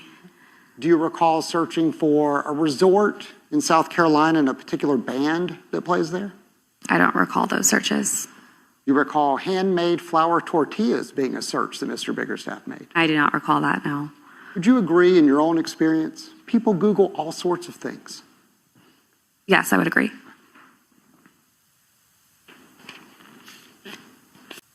May I have just a moment, Your Honor? Yes.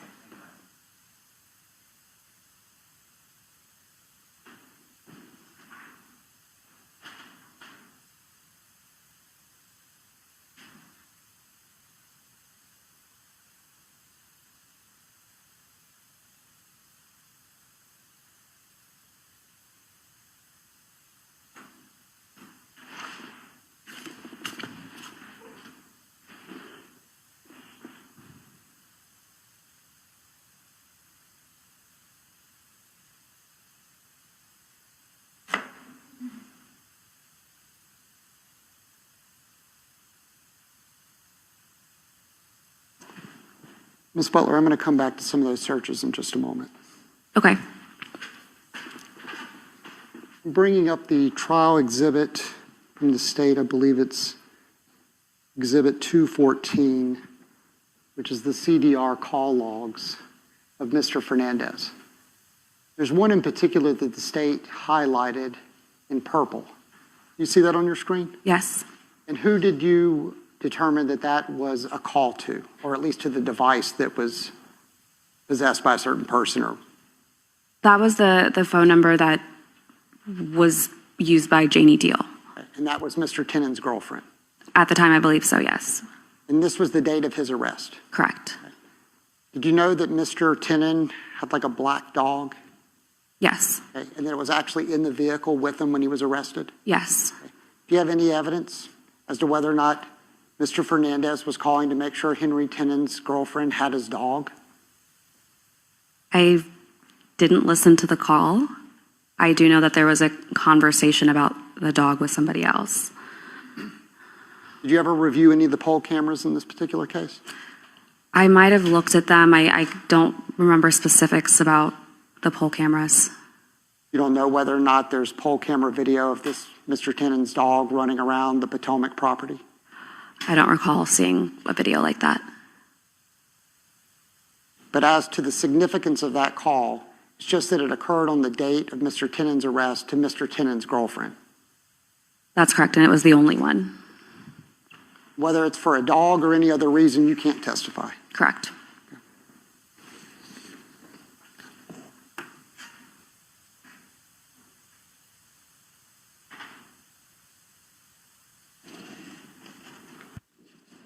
Now, Ms. Butler, I was asking you questions about some of the other searches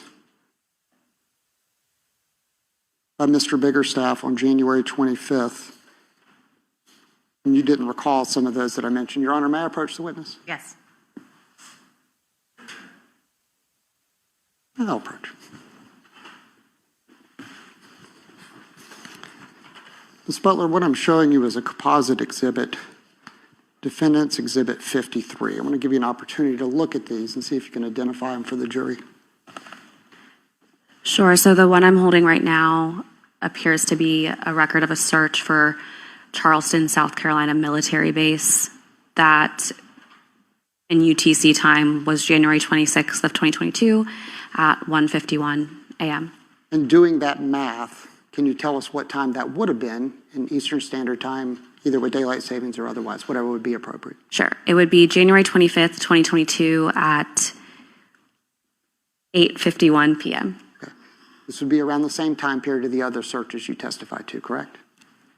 Around the same time, I believe the other searches started at 8:15 p.m. Okay. But within the same hour? Correct. Okay. And there's another one I'm going to show you. And if you could do that same somewhat UTC analysis. Sure. This one is a search for Randy Reap, and the converted time would be January 25th, 2022 at 3:05 p.m. And these appear to be similar to the same searches that you recovered as far as the way they look. And the Yes. same device that you were referencing. The same Google account, yes. And that was related to Mr. Biggerstaff. Correct. Okay. You would agree that a search for a Charleston, South Carolina military base doesn't appear to have any relevance to the homicide of Jared Bridegan. Not that I'm aware of, no. And Randy Reap, a local attorney, no information that that has any relation to the homicide of Jared Bridegan. Not that I'm aware of, no. Your Honor, may I publish to the jury? Yes.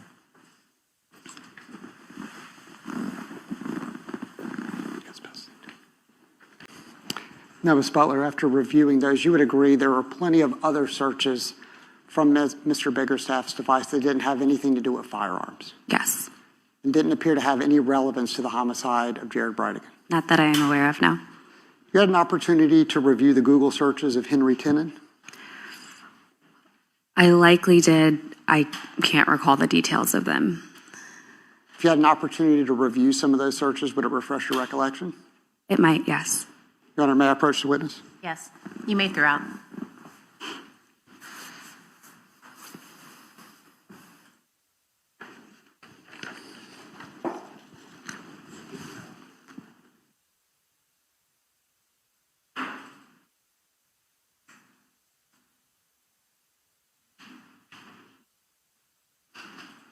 Is that something in evidence? No, ma'am. Okay.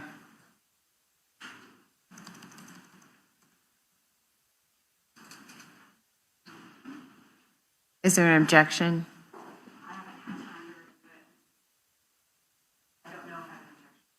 Okay. Members of the jury, we're going to take our mid-afternoon break, okay? We'll come back in 15 minutes.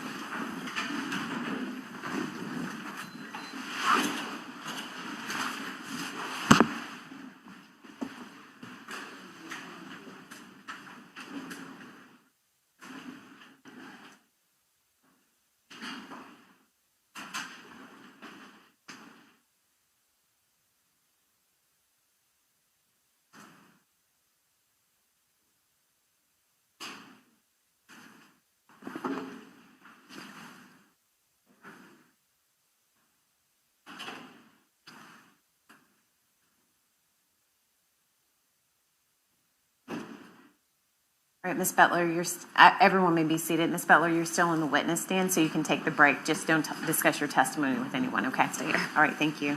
Court's in recess. So you don't talk about a voice in second. All right, thank you. Let's bring in the jury. Your Honor, if you would like, James Hill on behalf of Mr. Fernandez, the state and defense had an opportunity to review some additional pieces of evidence, and by stipulation and agreement, we have pre-marked and entered defendants 58, which are Chrome records for Henry Tenon as a composite, 2 pages, and defendants 59, which are Chrome records regarding John Biggerstaff. Okay. All right. Let's get the jury. No objection from the state. Thank you.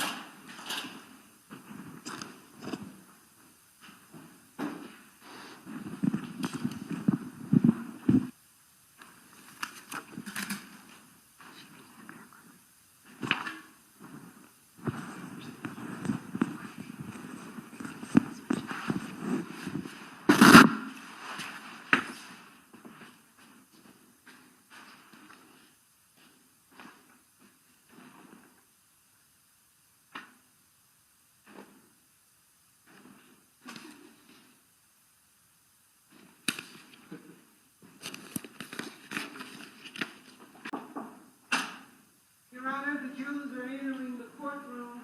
Thank you.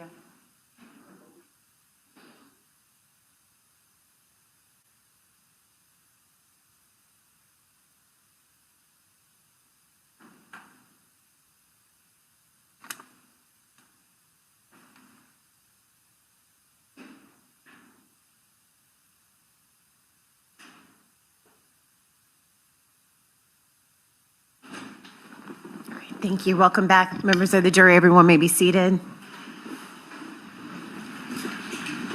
Mr. Hill, you can continue. Thank you, Your Honor. Ms. Butler, Yes. I'm going to use the technology this time. Okay. I'm going to show you what has been marked by agreement and entered as defendants 59. Can you see this on the page? A little blurry. I will do my best. Is the autofocus on?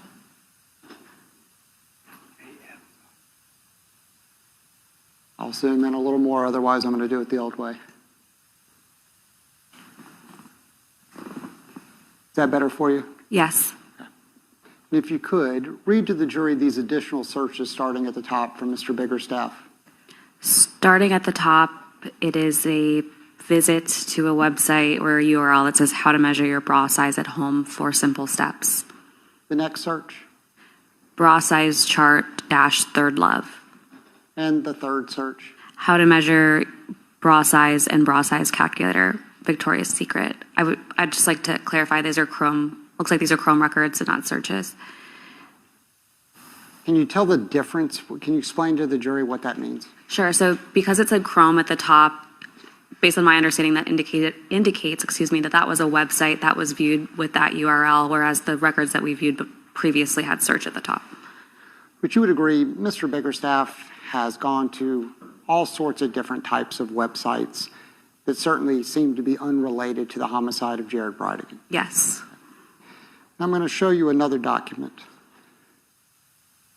This is Defendant's 58, which is a composite of Chrome records from Henry Tenon. Can you see this clearly on the screen? Yes, I can see that. Okay. And can you start with the first one up top, including the date? Sure. The first one says visited Form Swift, create your business plan V2. And the converted date would be March 20th of 2022 at 3:41 p.m. Okay, and could you read the following three for the jury? Sure. Choose free business plan forms templates, March 20th, 2022 at 3:40 p.m. Choose free business plan forms templates, March 20th, 2022 at 3:40 p.m. And free business plan forms templates, March 20th at 3:39 p.m. Thank you, Ms. Butler. It's your understanding, based upon being involved in this investigation, that Mr. Fernandez provided a check in the memo line that said, Kickstarter, good luck. Yes. And that at some point in time, law enforcement recovered a notebook belonging to Henry Tenon that also included a page for business plan. Yes. Okay. And you would agree that the dates of search or for the sites visited are around the same time period of the checks that Mr. Tenon received from Mr. Fernandez. Roughly late March. I believe it was March 28th were 2 checks, and then April 4th for the Kickstarter. That sounds correct. You would agree that's within a 2-week period? Correct. Ms. Butler, there was discussion of January 29th on your direct examination about Mr. Fernandez being at the Potomac residence, Yes. okay, as well as Mr. Tenon being somewhere in the vicinity of the Potomac residence. Yes. Okay.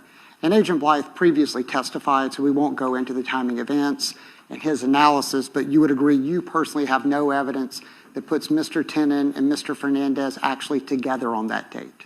Not that I'm aware of, no. And no evidence that Mr. Fernandez was ever in the blue F-150 as it made its travel south on that particular date with Mr. Tenon? I apologize. Can I back up? Sure. For the previous question, if they were together on that date, I can just say that there are periods of time where their devices were roughly in the same area. Same area. Correct. And you would agree that Agent Blythe, being an expert in CAS data, that he would be more appropriate as to helping the jury determine the proximity of those devices? Yes. Okay. And with regards to the blue truck release by the media, you saw photographs of that truck of what was released to the media? Yes, I did. And at the time, there was an inability to even make out what the tag on that vehicle was, correct? Correct. Okay. These were not perfect still shots of a vehicle. Would you agree with that? I can't say that they were perfect or imperfect, but you're correct. There was no tag visible. And these were snapshots taken from surveillance videos as that vehicle was driving through various areas of Jacksonville Beach. Yes. Okay. In essence, the public needed to help to try to identify this truck because it wasn't able to be identified just by the photograph by law enforcement. Correct. And your review of the data established that Mario Fernandez and Henry Tenon spoke on average about 30 times per month. I'd have to do some math. Let's see. I can speak to the number of times per month. I apologize. I'm not sure about the average. But no disagreement that they had fairly regular communication. Yes. Okay. And no dispute that for a time period, Mr. Tenon was a tenant of Mario Fernandez. Correct. And your understanding from being involved in this investigation that Mr. Tenon also did some landscaping and other work for Mr. Fernandez. Based on the checks, yes. So certainly if someone is doing work for a person, it wouldn't be unusual for them to have phone calls or text messages between the two. I would likely expect to see communication between. I imagine for your testimony today, you were in communication with the state attorney's office. Yes. Okay? The phone calls or text messages or emails. Yes. Okay, so it wouldn't be uncommon for people that work together in some capacity to have communication. Correct. And when the truck was released to the media, there wasn't what we would consider like a flutter of calls between Mr. Tenon and Mr. Fernandez. I'm not sure what you would a flutter, but there were the calls that I mentioned in my direct examination. They were actually the day after it was released to the media. Correct. It wasn't the same evening that that was released to the media. Correct.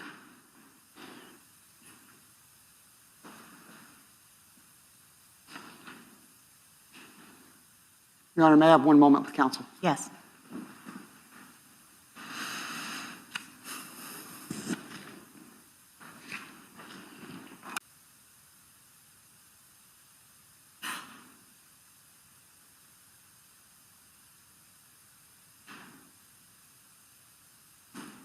No further questions for this witness. Thank you, Ms. Butler. Thank you. Thank you. Redirect. Just briefly, Your Honor. Ms. Butler, Mr. Hill mentioned that you did a historical review of periods of time. That was for periods of time in which there were both no timing advance and no cellular activity. No timing advance and no outgoing cellular activity. Were there any of those time periods include incoming cellular activity? Yes. Okay, so that's different than the time period we're talking about on February 16th, because the time period from 7:10 p.m. to 8:20 p.m. was no cellular activity whatsoever, correct? Correct. Meaning no incoming and no outgoing, Correct. and no timing advanced. Correct. Those other 4 periods you talked about were just no outgoing, but included incoming. I can't speak to every single date, but I did look at that in my analysis. So the presence of that time frame with no timing advance, no incoming, and no outgoing is less than 5 out of 60 times in that historical period. Less than 5 out of 61. Sustain. Do you know what percentage that would equate to? 4 out of 60, let's be generous and say one of those times had incoming.